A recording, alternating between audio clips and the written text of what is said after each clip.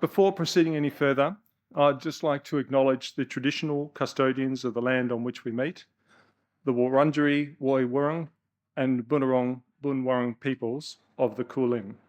And I pay my respects to elders past, present and emerging, and extend that to any Aboriginal Torres Strait Islander soldiers, sailors and airmen who may be here today.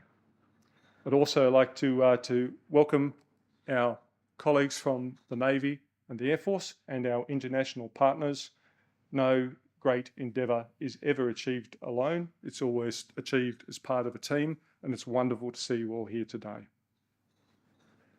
If I could just go back to those words for a moment and just ask you to reflect a little bit. There were 4, maybe 5 key words in there.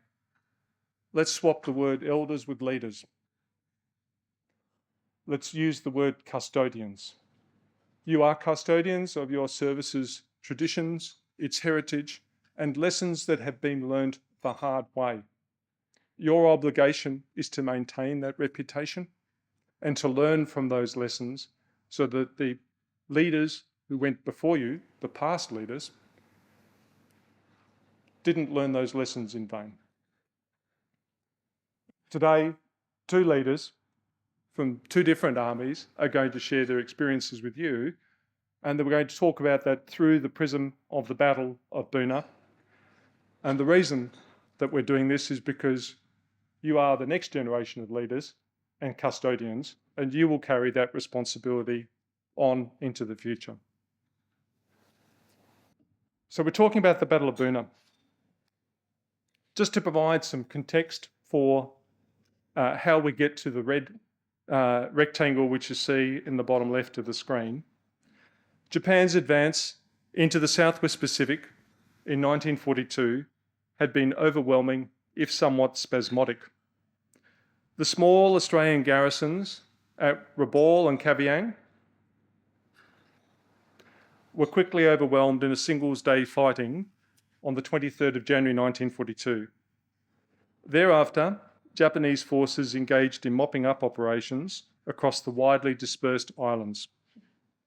In early March, the Japanese undertook a landing here at Lae and Salamaua.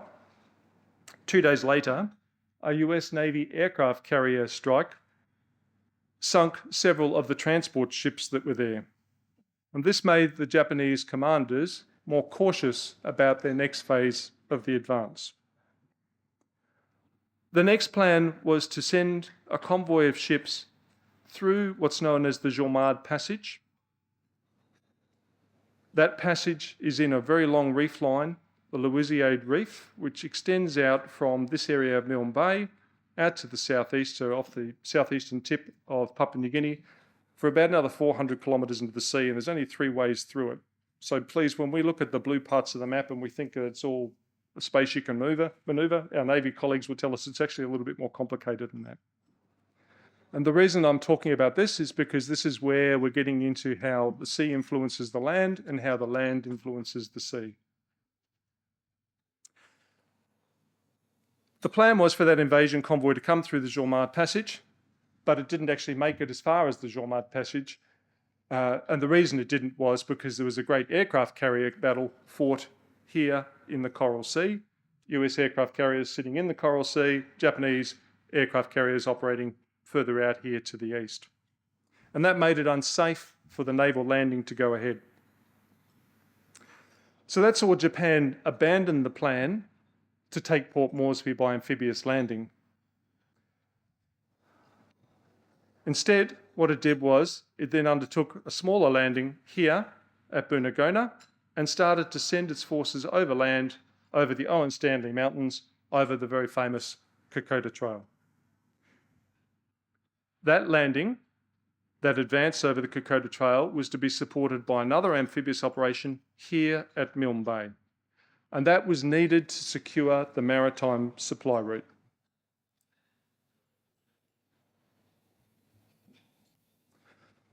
By late 1942, the tide was beginning to turn against the Japanese, however. In early September, the Japanese forces uncharacteristically withdrew from Milne Bay after a tense 2-week battle against the Australian 7th and 18th Brigades. Abandonment of the Milne Bay landing rendered the faltering Japanese advance over the Kokoda Trail pointless. And I ask you to think about that.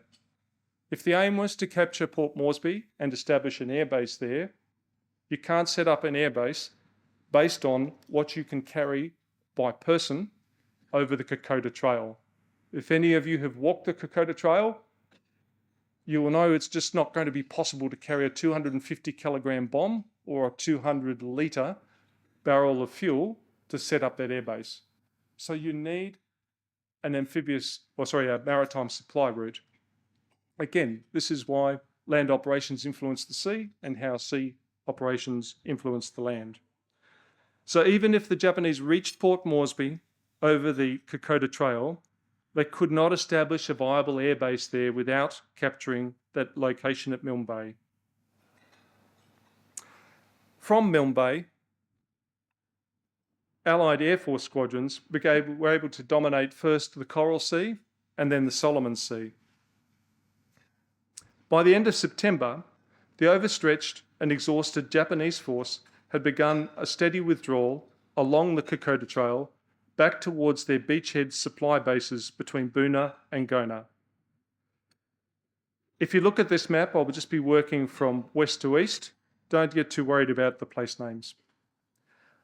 By October, the Australians had retaken the village of Kokoda and were advancing on the Buna-Gona beachheads from the southwest. By mid-October, the US 126th Regiment started to converge on the Buna-Gona location as well by an overland march over the Kappa Kappa Trail. And the Australian 18th Brigade and US forces also advanced from Wanagala by sea to land at the Oro Bay. For their part, the Japanese forces were ordered to hold the beachheads. At first, this was to support a counterattack against Port Moresby that would resume at a later point when the conditions were more favourable to the Japanese. But over time, that mission changed. And that mission changed into one of holding on to Buna-Gona to allow Japanese forces in the north time to build defences and new airfields. The Japanese forces at Buna understood their orders then were to fight to the death, to defend their positions to the last. As the Australians and Americans advanced, they faced some of the fiercest fighting around Buna. And again, we're looking at the red rectangle, please. Buna was a tidal swamp area, and it was held by a collection of Japanese naval and infantry forces. Progress was initially slow as US troops acclimatised to their first battle in Papua New Guinea. As I said, our focus today is on Buna. The operations there were conducted under the overall command of the US 1st Corps, or I Corps, under Lieutenant General Robert Eichelberger. At Buna, the US 32nd Division had split into two task forces. These were Urbana, which would operate to the west of Buna, and Warren, which would operate to the east. We're focusing in on the east. It was here in the east that Brigadier General George Wotton's Australian 18th Brigade, supported by tanks from the 2nd 6th Armoured Regiment, joined what was known as the Warren Front. Their first task was to clear towards Cape Ndiadere before turning west to attack towards Buna along the old airstrip. By Christmas Eve, US and Australian soldiers had advanced to this creek line, the Semeni Creek.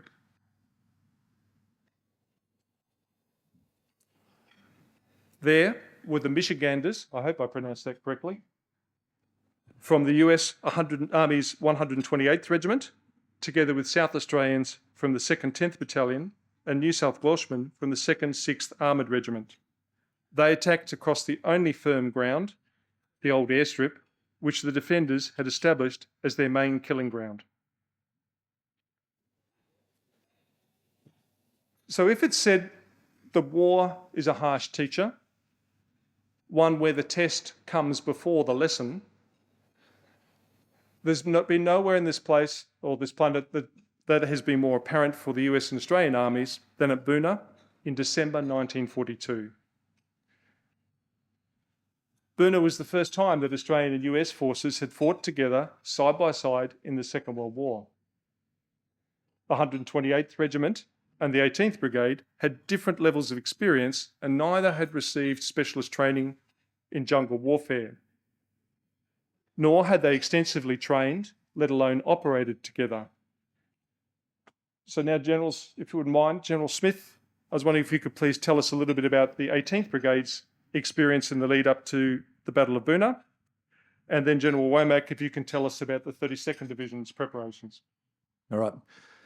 I'm going to go a little bit further back. So I'm going to make 2 points. One is that wars and battles won in the peace before them, but on the opposite side of the same coin is the idea that that you'll go into a war unprepared for the circumstances, so your capacity to adapt is critical to your success. So I'll sort of use 18th Brigade and a few others as a little bit of an example of those 2 points.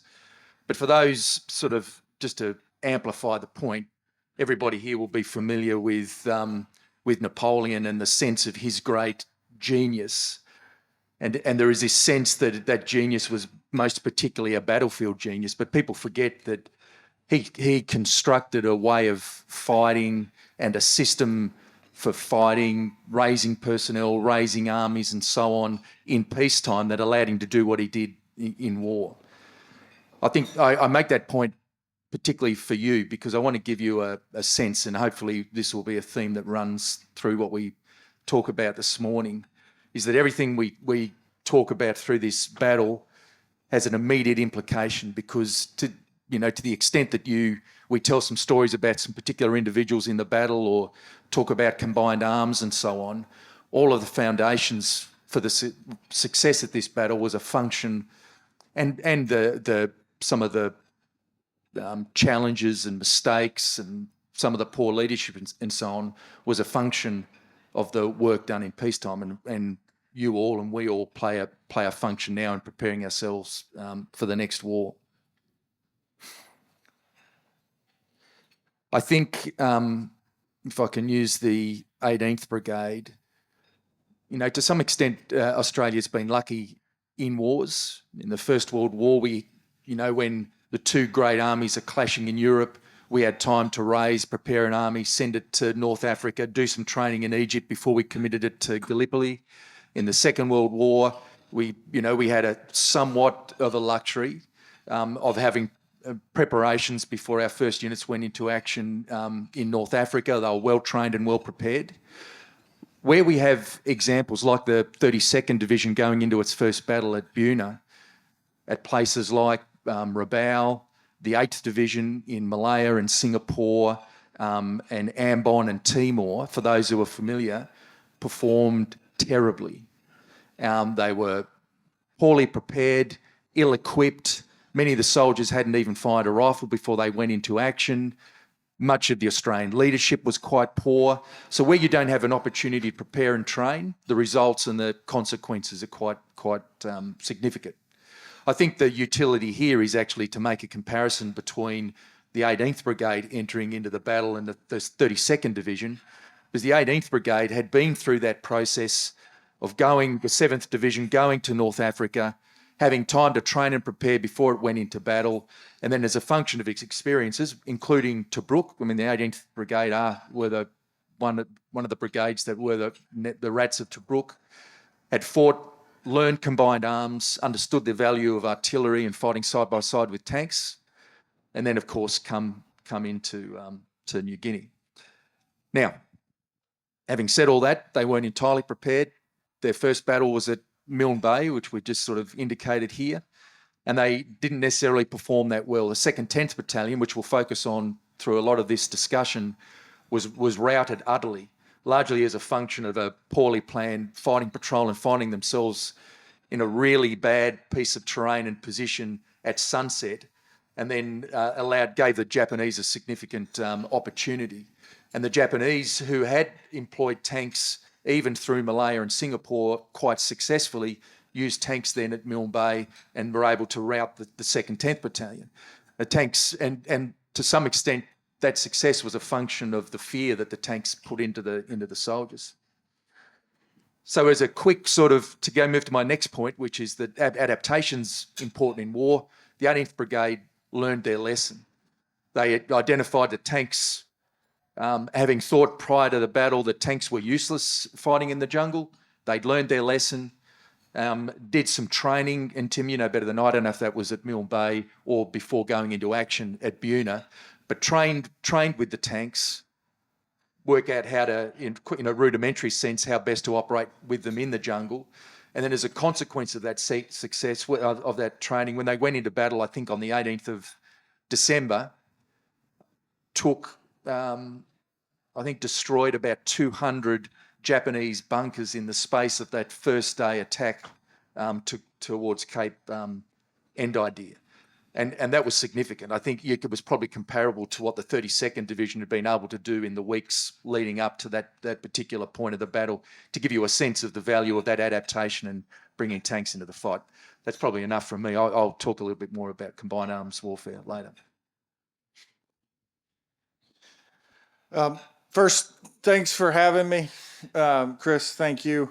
It is just a pleasure being here. And with me today, I know my Ranger buddy, Command Sergeant Major Jeff Weaver, is here. I think we also are lucky to have, we got Command Sergeant Major Brian Hester from Futures Command. I don't know if he was in here briefly. And I also want to recognize and point out Warrant Officer Wadahiki, the Command Sergeant Major for the entire JGSDF. And important that he's here because one of the tenets that we should probably talk about is fighting with allies, right? And the fact that, we're talking about a world war, and now one of our most important allies is sitting here with us, and treaty allies. So, and you look around today, what kind of allies do you want? Well, I want the allies that I'm with. And I think it's notable, the presence here today. So I wanted to flag that first. Hey, I'm a dumb infantryman. I do want to tell you up front that you won't hear me talk about generalship. I think I don't think that mattered. There's three things, and I'll compare and contrast to today because I think it matters. Number one, all volunteer force, whether we're talking about the Australians, the Americans, or the Japanese, that is significant, right? The 32nd Infantry Division was not an all-volunteer force. It was part of a 7.5 million man army that America stood up in reaction to really World War II, and we were late. And so what was sent to Australia to prepare was an ill-prepared, ill-trained, rushed division that never had a chance to, I think, prepare adequately for what was to come. But my three things: all volunteer force, that wasn't the case with the 32nd. Number two, the tenet that both of our armies train on is tough, realistic training, right? Born for really both of us out of Vietnam, right? We learned many lessons in Vietnam, and the answer was, in the U.S. Army, was to build combat training centers that tested you, and you learned those lessons before combat. And it is still a bedrock to what we do. The 32nd didn't get that. And then three, I would offer to you the envy of, I'll be candid. What separates us from the Russians? A professional NCO Corps. And while that was not necessarily in place to the level that you all would expect in 1942, it is in place now. And so I would offer to you that those are the three things that I would focus on. As it relates to the 32nd, I would offer none of those things were in place. And for good reason. We're talking large-scale combat operations, a world war, 2 competing theaters, tough decisions being made, and we were reacting to the initiative. If we get on the operational level and strategic level, right, we were reacting, right, to actions taken by, in this case, the Japanese. And so that's how I would kind of frame it up front. Thanks, Sirs. Well, look, you've touched on leadership a little bit in there.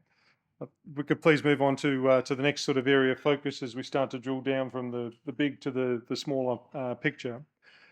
So the battles in 1942 in Papua New Guinea, and especially Buna, tested Australian and US leadership at all levels.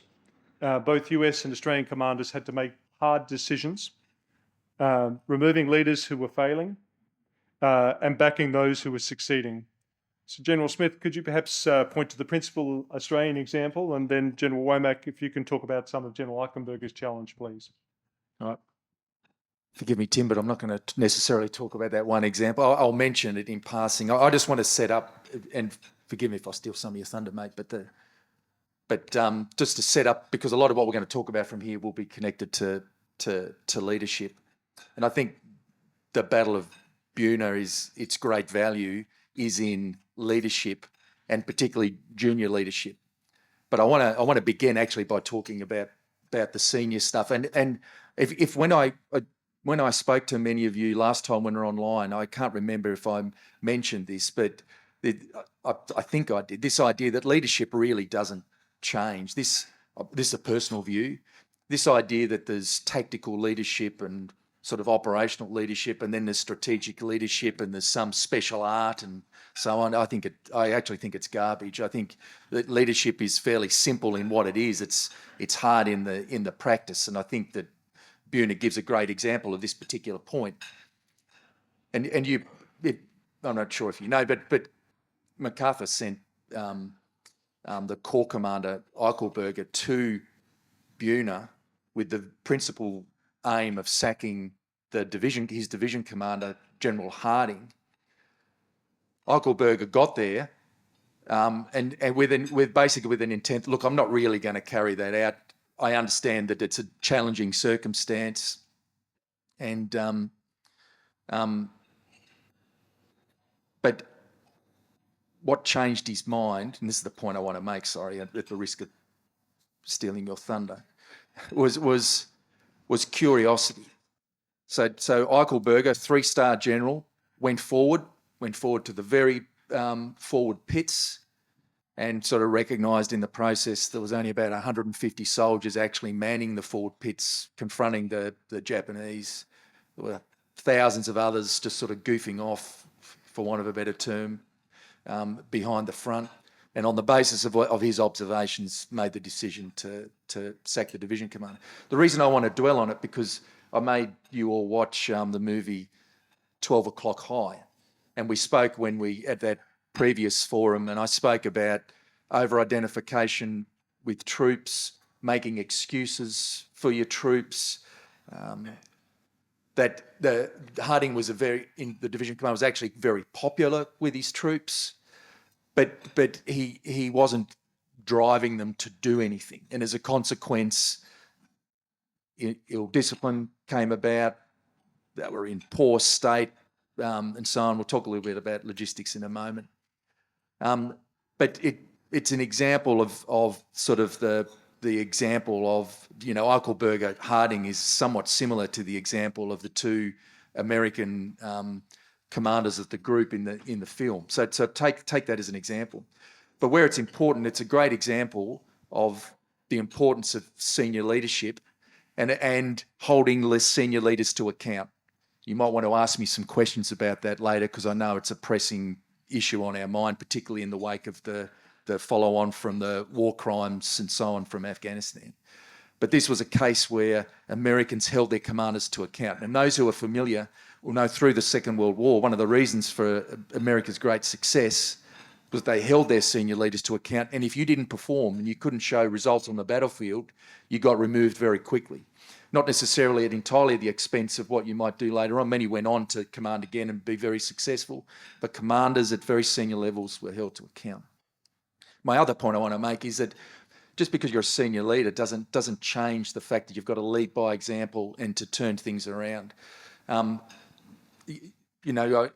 very quickly, because I know I'm taking a bit of time, but Eichelberger himself, 3-star general and taking command, went forward, and in order to encourage the soldiers to get in and start attacking some of these bunkers and strong points, would actually lead small attacks himself as a mechanism to encourage corporals and sergeants and young lieutenants and company commanders to do the same. And to some extent, it was his own personal example and his own encouragement that turned things around. So I think that's why this is a particularly great case study. It's a connection between senior leadership and junior leadership. I agree with everything he said, certainly on leadership. Harding, we could spend all day, right?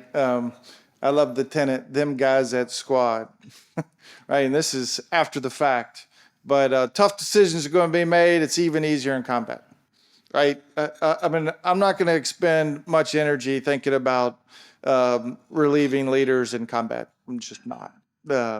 I would offer to you all that the real challenge isn't doing any of this in combat, because there's an existential threat, right? Survival instincts kick in. It's a pretty compelling motivator. The trick is doing it now, right? How do you imbue that culture, and do the right things? I know this, that I learned a lot throughout my career, and the fundamental functional discipline, however you want to define it, that was not occurring, right, in the U.S. formations for a host of reasons. We articulated them well. So how do you take that and apply it to you today and employ that in your training and your rigor so that you get it right? I do remember as a young lieutenant, I was trained right. I went through all the schools. Ranger school just smashed me, but about standards and patrolling and I remember my first exercise. It was at one of those combat training centers that was tough and realistic, and we were setting security, just routine things now, continuous combat operations in a training environment. And I think I set the security at, I was generous. It was like 25%, but each position manned. Anyways, at 2 o'clock, or I'm sorry, at BMNT an hour before, right? Because that's when the enemy's most likely attack would be. I went, whatever it was, 3 o'clock in the morning in the snow and the rain to check every position. And I didn't have a good platoon sergeant. And, and guess what? It wasn't 25% security. And so I physically made it 100% security.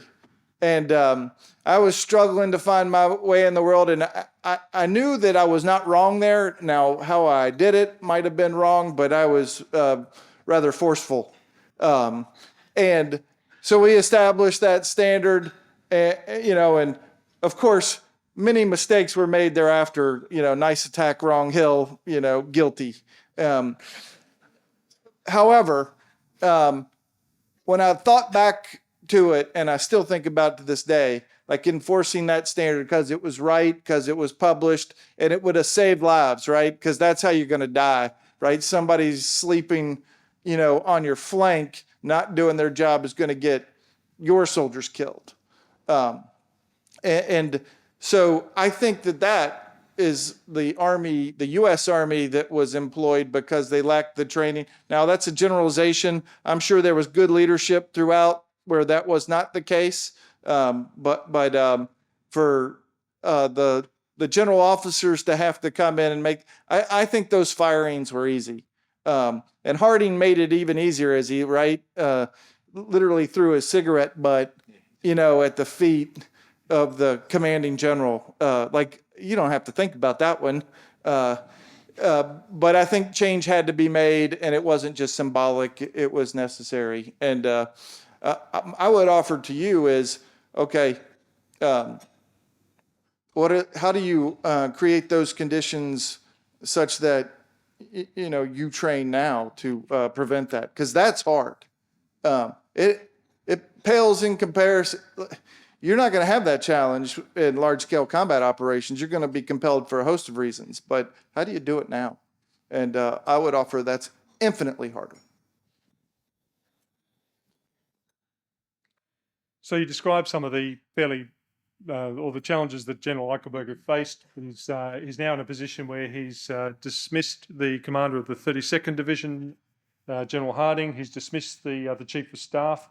As you said, that's a little bit easier when you've got a compelling motivation that soldiers' lives are at risk, and this is not an academic or an idle exercise. But Sarah, I was wondering if you could perhaps in a moment just describe then some of the changes that General Eichelberger brought in to try and rectify the deficiencies that he saw.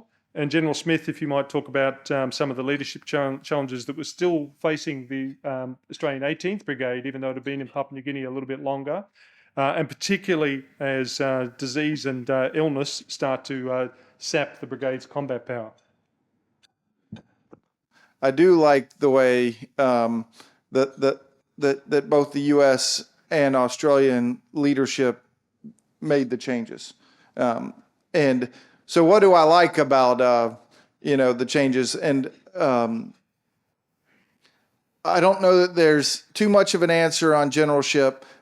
I read all this again, and the greatest book I've ever read on fighting in the Pacific and culture change is written by Viscount Sir William Slim, Defeat into Victory, and it is absolutely appropriate today, and it's appropriate you could pretty much tell the story, right? What is the first thing that General Slim did when he took over? He did the same thing that General Harding did, or sorry, not General Harding, what Harding should have done, Eichelberger, to change and get after culture, right? To take the pause and get the standards right. But he led through culture change, which is infinitely harder than .mil PF, and I guess it would be under the leadership component, but culture is the problem. And so I would encourage you all to read that book, because it's going to talk about all these lessons about joint.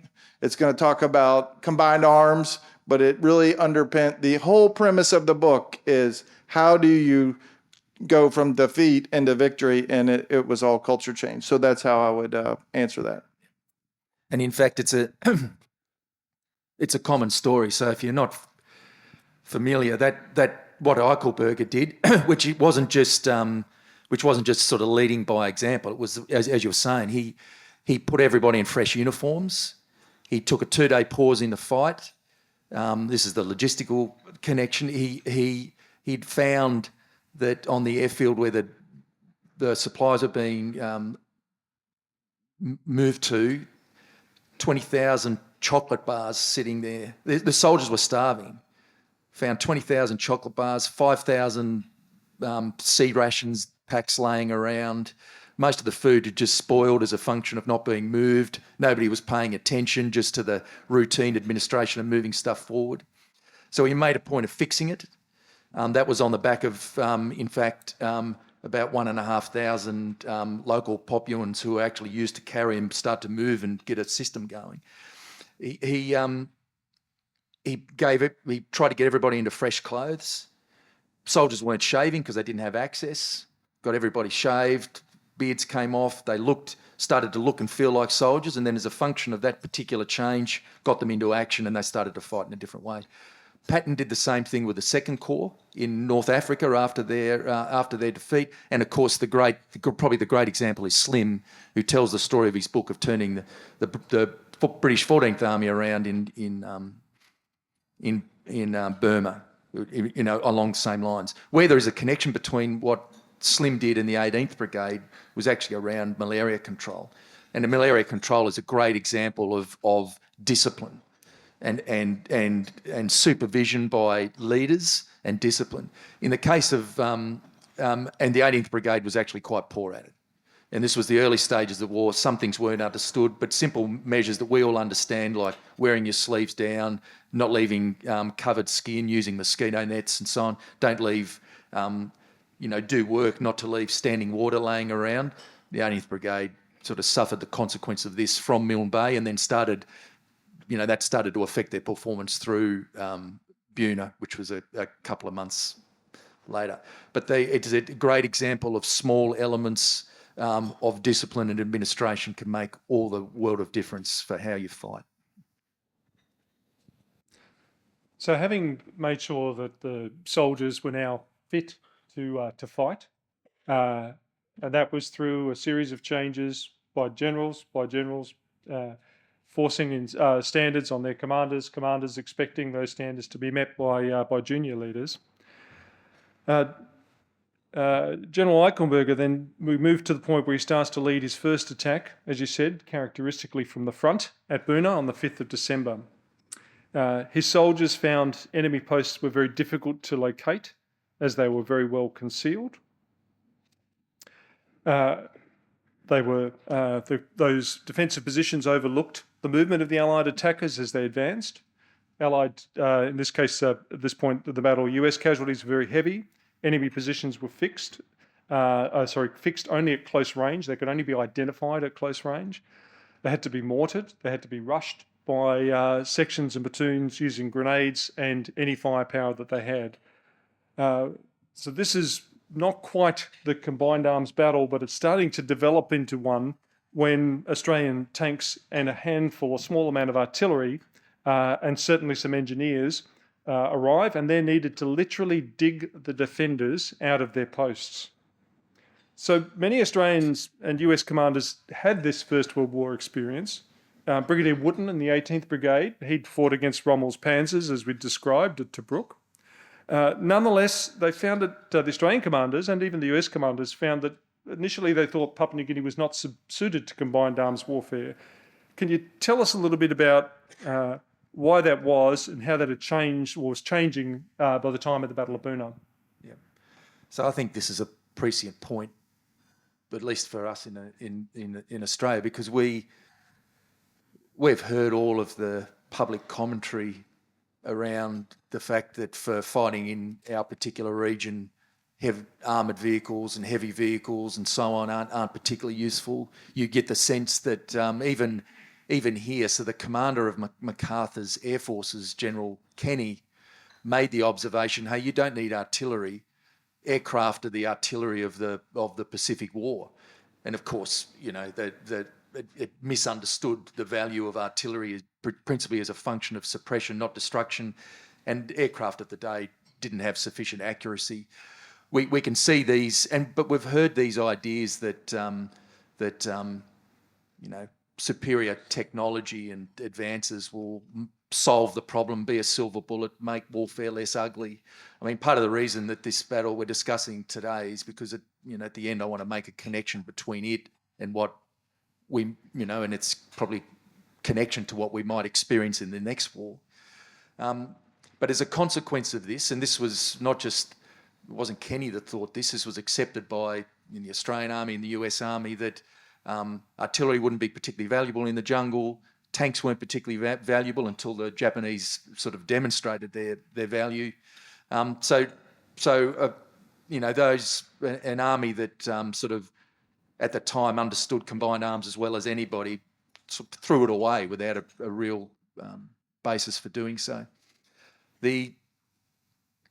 I think the great example is that having learned the lesson from Milne Bay, bringing in 7 Stuart tanks, which wouldn't have been particularly useful, say, in North Africa, because they were largely obsolescent, but against small arms fire, particularly useful. And when you consider that this particular fight was won for hardened concrete bunkers, or bunkers made from the trunks of the coconut trees, some of them were 8 feet high with slits for firing machine guns. They were hard to penetrate with anything other than high explosive. And in many ways, the only way really to destroy them was to get a grenade inside, to bring in 7 37mm cannons with some HE to start to destroy them, and then sort of use the infantry to clear them out, made an enormous difference. And this is why the 18th Brigade, when it entered on that first day, was able to clear about 200 of these positions, where it was a struggle up to that point as a function of the combination of two arms. I think that is a really important thing. And for those who are familiar, we know that in Vietnam, the same thing was true. And our own data shows, in fact, that the combination of infantry and tanks resulted in more success in attacks on Viet Cong and NVA bunker systems, resulted in fewer casualties on our side, resulted on more casualties on the enemy side, and greater than the effect of either close air support or artillery in the same combination. So I think that's a particularly important lesson, and obviously one that we've taken on and fought hard for, and why we're getting, government is acquiring for us 75 tanks, I think, which we're announcing here this week, or at least the arrival of the first 27 of those tanks. So I'm an experiential learner, and again, to tie it back to tough, realistic training, at Combat Training Center, we keep all the data, right? Everything is each weapon, each firing, each kill, the employment of combined arms. But there's all this data that we piece together. But if you're in combat and you are shooting in a shooting fight, and you choose to shoot your rifle, and the enemy is shooting their rifle, well, that's a pretty fair fight. Now, and again, all this data backs it up. If you combine your rifle with the effects of a machine gun, and mutually supporting fires, well, your kill ratio goes up, it doubles, right? Then if you combine the effects of artillery, right, it goes up on a magnitude of 10. And I could keep going. And so it's a shame, right, so maybe we don't heed history and the blood and treasure that precedes us, but we do have to pull that into modern day, right, to reinforce that. Because now I'll juxtapose it to what's going on in Ukraine, right? I've seen everything from we don't need tanks anymore, to the battlefield has changed. No. The character has changed a bit, but the nature of warfare hasn't. And at the end of the day, we want an unfair fight. We're going to have to do that through allies, right? I could talk interoperability, Australian fires, with tanks. I mean, if we in my favorite book, Viscount Sir William Slim's telling of Defeat into Victory, he spent like a year building a road to get a tank regiment to the point in place in time in the middle of a jungle, to where it created overwhelming fires to turn the advantage, and then exploited that by other means. So I don't know what the answer is in terms of the way forward, but I want an unfair fight. We better be able to do it interoperable, because none of our allies, right? We don't all have the capability that we want and we will need in the future fight. Of that, I'm certain. So we better do it together. And then my little plug 3, because I'm a joint officer, and a lot of people make this connection to the fight in Ukraine. Well, let's talk air superiority. And, we're able to do this with I would say air superiority. There were discrete times when we couldn't, and then of course the Navy, the sea lanes, but this 3-dimensional battle that allowed us to do combined arms. Because if we don't have air superiority, it ain't combined arms. We're not going to be able to move and position the things that we need to. Battlefield geometry is going to change, right? It's getting bigger, longer. Okay. I'm a simple general. We want an unfair fight in every category we can get. We probably won't get it, right, in all facets. And 2, it better be joint, because if we can't have air superiority and sea lanes, then we're going to face the exact same problems that our predecessors had, and to some extent our adversary had. But to some extent, and this is the great argument, is that where for 70 or 80 years we had that advantage. The concern is that with some potential adversaries, we won't have that advantage. And what we see playing out in Ukraine is an example where neither side has air superiority, and what happens.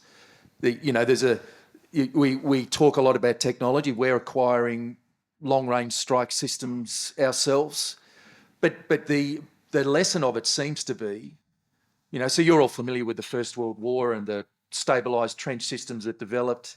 You understand that they developed as a function of a range of technologies that nobody had really understood how to use. And it took sort of 2.5 years and lots of dead Australians to sort of work out the right answer to how you bring mobility back and you break that system. That was a function of speed of movement. You could mass enormous forces, try to penetrate, but your enemy could just as easily move reserves to block the penetration, and that front stayed stabilised. With all of the high tech we have today, nothing can move on the battlefield now without being seen by something, whether it's a satellite or a plane or a drone or something, or it's some EW system or a radar. You see what happened. The front in Ukraine is stabilised, but for a different reason. You can't mass in the first place without it being destroyed, because you can quite easily tie a precision system to you massing. So you can't mass to penetrate in the first place. And that's why they have a very similar problem. The result, though, is that the fighting and even with where they can mass, you're only moving the front a few kilometres. That fighting looks exactly the same in many ways as it did in 1915, as it did in Korea in 1952. And where the fighting is taking place in cities, because they're easy to fortify, it looks a hell of a lot like Stalingrad or Hue in Vietnam or something like this. And even where we have technological dominance, so even with complete air superiority in Iraq, it still took tens of thousands of Iraqi infantry to move quite modest numbers, push modest numbers of ISIS out of Mosul and Tikrit and other cities back into Syria, over months and months and months, with thousands and thousands of casualties. So I just want to give you that impression as to why this particular example is important, because quite often when we have these discussions, I get asked questions about technology. The truth is that it manifests in ways that inevitably leads up to, junior leaders like yourself leading young Australians and Americans for very close fights, and battles are decided by fights for individual defendable positions, one after the other, much like this particular battle played out. And I think that that's the thing we need to be prepared for. Well, that actually brings us to the next point, which is actually starting to follow a little bit about the battle. And we've got a couple of slides to move through, but we can move through them, I think, fairly quickly. Before I do, though, if I've got the terminology right, Captain Ferguson, I'm looking to you as an Army Corps officer. There's a SEP 3 down there on the floor. Thank you, I got it right. So when you see that next version of the Abrams down the floor, have a look at what it's called. His name is Buna, and there's no accident that the Army Corps chose to put that name on the side of that vehicle. So generals have laid their plans. They've got soldiers fit to, and commanders have got their soldiers fit to fight. They've got the capabilities coming into place. And now this is where the rubber hits the road, and this is up to individuals to make it work. So what we've got here is a preliminary operation on the east coast, which is the advance up towards Cape Ndayadere, up there in the top right corner or the northeast corner of the map. This is largely a US effort with a small Australian infantry component, and this is the introduction of tanks to the battle. General Eichenberger has placed Brigadier Wootton in command of the Warren Front, but he needs to clear this area out towards Cape Ndayadere on the east so that he can then turn west and head towards the old strip and move up towards to the town of Buna. We've already discussed, I guess, in theory a little bit about how the introduction of tanks has change the battlefield. But if we can just perhaps, General Smith, do you have something about the first action here at Cape Indaiadere? Corporal Barnett was a tank crew commander. One of the first in battle. I think that initial advance was the 7 tanks lined out at about 50 metres apart, with the infantry moving behind them. I understand that they lost a couple of tanks, 2 of the tanks, very quickly. I think Barnett's tank was one of them, and he was I can't remember now, severely wounded. He might have lost an arm or something Yes. when his tank was struck, and but he still spoke about the value of those tanks being able to engage some of these bunkers with HE at 40 to 50 yards, and then working with the infantry then to move forward and go and clear the Japanese out of the bunkers before moving on to others, and the decisive difference. But that decisive difference was a function of the leadership of the crew commanders and the intimate cooperation between the junior commanders of the infantry at the same point in time, with a tank that didn't have an infantry tank telephone at that stage. This was, commanders exposing themselves and communicating directly with those on the ground in order to push that particular advance. So then if we, having cleared Cape Indaiadere, force now pivots, starts to face west. It clears towards that Semeni Creek obstacle. As I mentioned, the north shore of the Semeni Creek is cleared, largely again by US forces, one of the Australian infantry battalions, and now an attack needs to go in across over the Semeni Creek, over the old strip. This is the way we're going to reach Buna from the east. This is Christmas Eve now, and there's a perfect killing ground and a good line of also a good line of advance. Facing the Australians and the Americans, but that first obstacle is the Semeni Creek. And General Womack, I wonder if you want to talk about Lieutenant Doty, or you prefer me to? Or no? Well, I mean, countless examples of just uncommon valor, right? And disciplined initiative. It wasn't the generals, right, that changed this. It was, at the lowest level, the young sergeants, the young lieutenants, right, and uncommon valor that really turned the tide and eventually led to this penetration and exploitation. And the sad thing is that there's many examples that won't be described, right, where young Australians and Americans and Japanese gave their lives, but I think it's representative of what ultimately makes the difference. And Tim, feel free to fill in the details.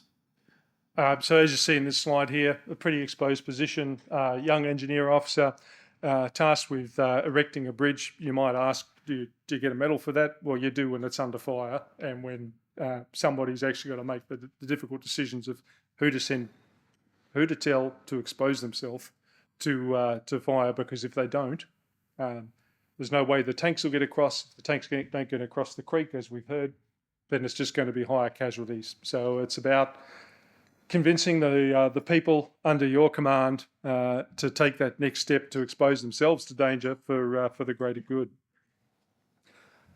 So we're getting to the point now where tanks are starting to come across the airstrip, but it's an incredibly exposed position, as you can appreciate, and now it's also up to the infantry, and the advance up the airstrip is not going to happen by itself, and it's not going to happen because somebody drew arrows on a battle plan. So, General Smith, perhaps you want to talk about how junior leaders maintain some of that momentum and keep the battle moving forward.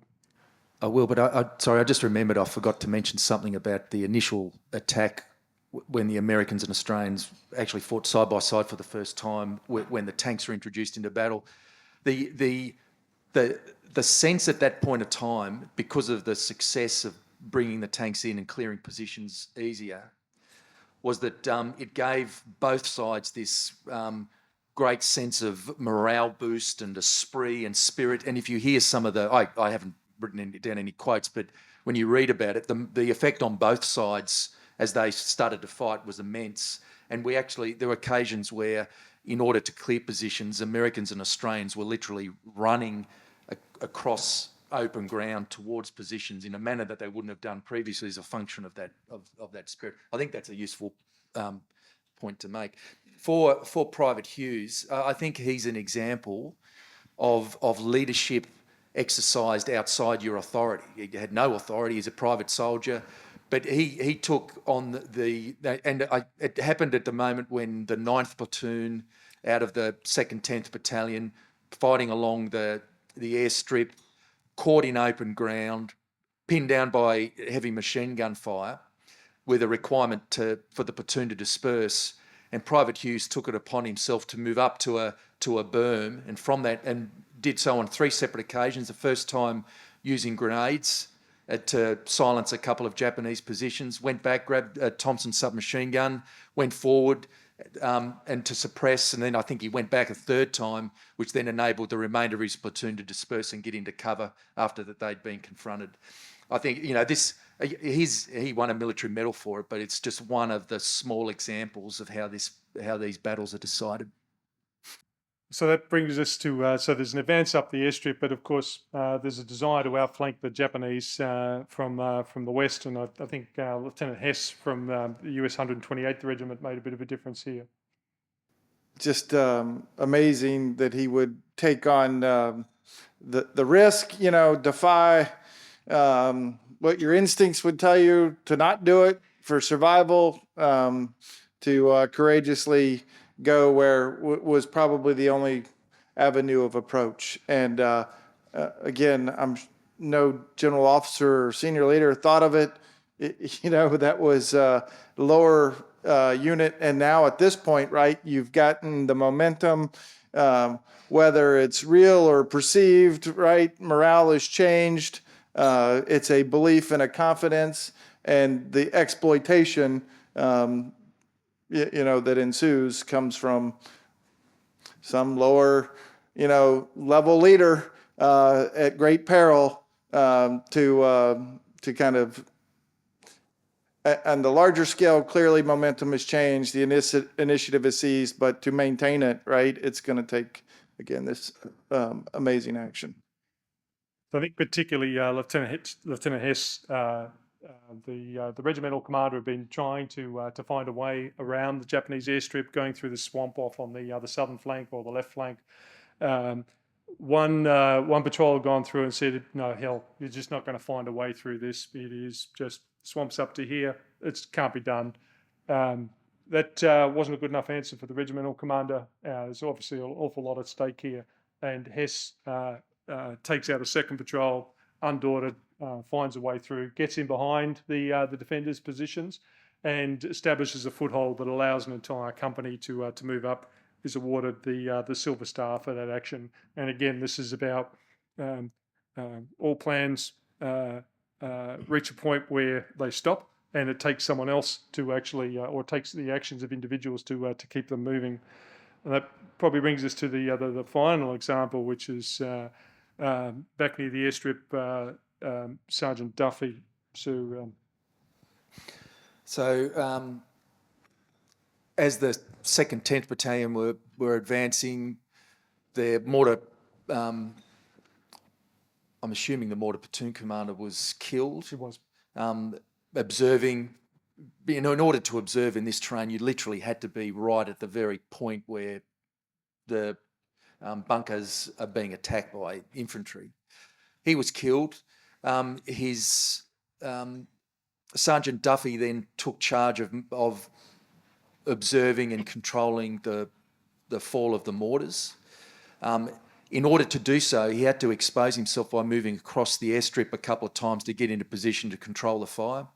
Now, I don't know, Tim. I don't know whether he was controlling it by phone and line or whether he was literally doing it by voice. But I have a sense from reading it that the mortars were exposed as well, and he was probably able to control by literally talking to the line. But the mortars were separated, one on one side of the airstrip and one on the other. And just to give another example of his taking charge, leadership, and so on to control mortar fire, which continued the attack. And I also understand Sergeant Duffy was a good soldier and Good point. Yeah, so I think he was demoted, reduced to private twice. One was AWOL, which nobody knew about. He owned up to it. He said, "Hey, you need to reduce me to private." I was AWOL, and I think the second one was for drunkenness on duty. Was reduced to private. Well, I think you talked about commanders sometimes having to be removed from a position, but then being able to apply themselves in a different. No, absolutely. But it's actually if I might make another point. And the RSM and I, we were discussing this yesterday. I do worry a little bit in our army that we don't discipline often enough. And somehow using the discipline systems becomes such a big deal that it is such a big deal that it's almost like it's got to be a really last resort, and if it happens, you're stuffed for the rest of your career. I think this example, and the example of the sackings I gave, where very senior generals were sacked but then reinstated and went on to command very well. I think this is something it's something I want to pay attention to in the army, because messing up, taking your medicine, learning from it and returning back in better form is actually what the whole thing's about. I do worry, I'll be frank with you, sometimes that we're using administrative law rather than discipline, and discipline's about improving the individual and the group, returning back into the fight and then being a better soldier as a function of it. Admin law is an easy path, but it has can have some bad consequences and doesn't address the problem in the same way this does. So I think, in fact, Duffy is a good example of this. Particularly when being promoted and reduced in rank and so on was far more common. But even to the extent where he himself said, "Hey, look, I was AWOL, you probably ought to reduce me," gives a different flavour. And I'm not sure. I think there's something that we can learn from this that right now we're not quite in the right place, for what it's worth. That brings us to the last slide, and that is we've discussed a little bit about maintaining momentum in battle, and that means about maintaining violence. But I know that one of the themes that will come out in the Chief of Army seminar today is about self-regulation, and I was going to ask perhaps General Womack first, and maybe General Smith then, how do battlefield leaders, how do they control that violence, that on-off switch, and what's the need to do that? I just want to make one follow-up point. I agree with Chris. Like, my fear, what keeps me up at night is having our leaders not to lead scared, right? And that's on the leadership here. And I think it's harder now today than it has been before, but I just don't want anybody leading scared. And that, by the way, 99% of us learn through failure. Obviously some big concerns in combat. At the end of the day, I will say we just can't lose our humanity. That remains. And that's a tough thing, right? When you're in the midst of a fight, and a tough fight is, do you lose your humanity? And that can never happen, period. And that is a tall ask, a tall order. How do you control it? It's by enforcing standards, and candidly, it does open us up to risk, and some of our adversaries don't necessarily subscribe to that. But now we're talking about what separates us and why ultimately we will win, because we retain our humanity and fight for the things that we believe in, and we have to act accordingly.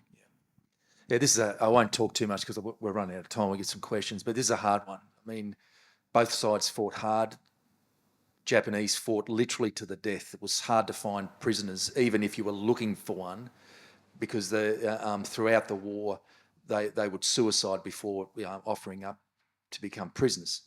And the fighting was so hard, it's easy to become brutalised, and literally this was the precursor for all others that would come. There was no manoeuvrous thinking. you had to fight for every last position all the way through to the end of the war. You know, we all know that's part of the calculations for the use of the nuclear weapons in Japan. So we, you know, that's hard. I think though, if I might use it, and forgive me because it might be a trite example, but that example in oh God, what's the movie with Tom Hanks? D-Day, Saving Private Ryan. That scene where they're making the decision whether to execute the prisoner or not, that played out in the Second World War in all theatres, in all armies regularly. The leadership that he showed there is the leadership we demand of you, and it's where we let ourselves down in Afghanistan through that period, sort of 2008 to 2012, to be frank. We let ourselves down, a function of a lack of curiosity by leaders and a lack of the leadership that he showed. And it actually, it's an example that goes to the point that we were discussing online a few weeks ago about you know, over-identifying with your troops and then losing the objectivity to make hard decisions, even hard decisions like this, when you can sympathise with your soldiers to the extent that, yep, I feel it too, but we know it to be wrong. The only thing that stands between what is wrong and this action is me.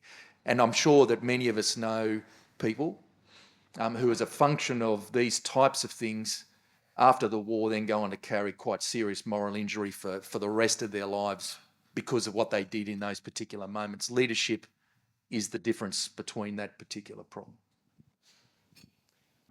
So thank you both for those insights and for using the battle as a bit of a medium to learn from the experience of the past, talk about how that is relevant to the Army of today, and share that with the people who are going to be leading and managing the Army of the future, and also maintaining the momentum in the fight, whatever that fight is, whether it's an administrative battle or whether it's an overseas operation.